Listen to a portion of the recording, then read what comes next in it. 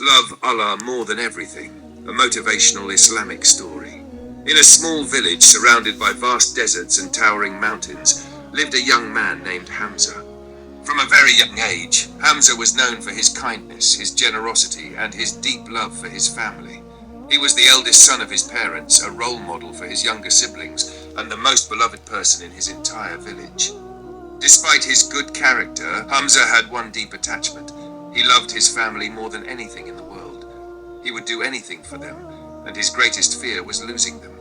Whenever he made dua, he would ask Allah to keep his family safe, to bless them with long lives, and to never separate them from him.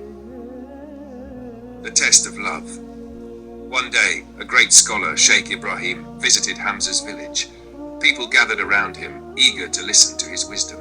The Sheikh spoke about the importance of loving Allah above all else. O people, the love of this world is temporary, but the love of Allah is eternal. If you love anyone or anything more than Allah, one day you will suffer loss. But if you love Allah the most, you will never be disappointed, for Allah never abandons those who truly love Him. Hamza listened carefully but felt uneasy. He wondered, how can I love Allah more than my parents, more than my siblings? My heart is filled with love for them. If anything happens to them, I would be devastated. Seeing the confusion on Hamza's face, Sheikh Ibrahim approached him later and said, "My son, your love for your family is a blessing, but tell me, if you lose them one day, will your heart remain at peace?" Hamza lowered his head. "No, Sheikh, I would be heartbroken." The Sheikh smiled. "And if you love Allah above all and trust in His wisdom, then even in loss you will find peace, because Allah never takes without giving something better." These words stayed in Hamza's heart, but he did not fully understand them yet. The hardest trial. A few years passed, and Hamza's love for his family grew stronger. But then a great trial struck. His beloved father fell ill. Despite all efforts, his father passed away. Hamza was shattered. He wept day and night, feeling as if his heart had been ripped apart.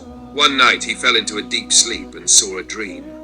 In his dream, he was walking through a beautiful garden filled with rivers and golden palaces. He saw a man sitting peacefully, reciting Quran with a bright face. As he got closer, he realized it was his father.